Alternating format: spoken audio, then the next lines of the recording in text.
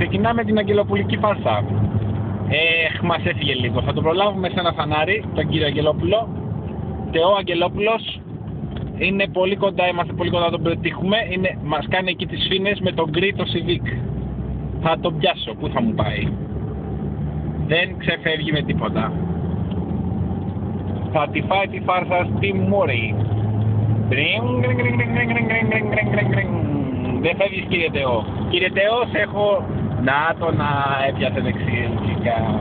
Λοιπόν, πάμε να αποκλείσουμε τον Θεό στο φανάρι για να τον ρωτήσουμε για την καινούργια του ταινία.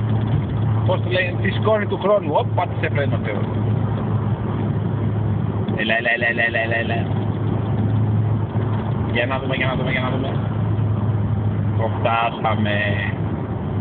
Τώρα πρέπει να τον πετύχουμε στο φανάρι. Εδώ το γκρι το Civic, δεξιά μας. Δεξιά και μπροστά μας. Τώρα θα τον πετύχουμε σε φανάρι γαμωτό. Λίγο θέλω, λίγο. Μία ευκαιρία μόνο.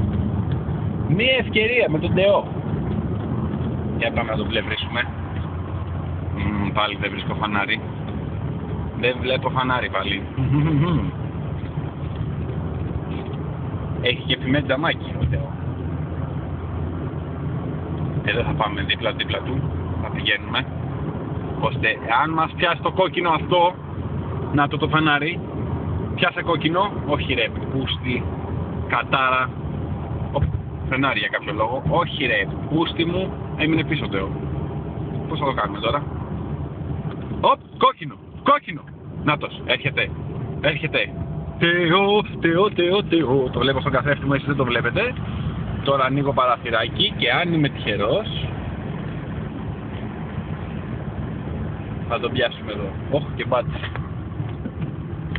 μπάτσι. Δεν πειράζει, και με μπάτσι θα το κάνουμε. Για να δούμε.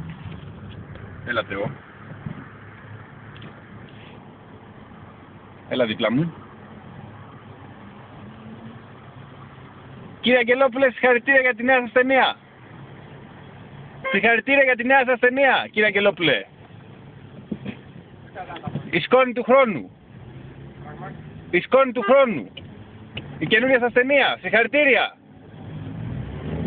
Τι πάτησε ο Θεός.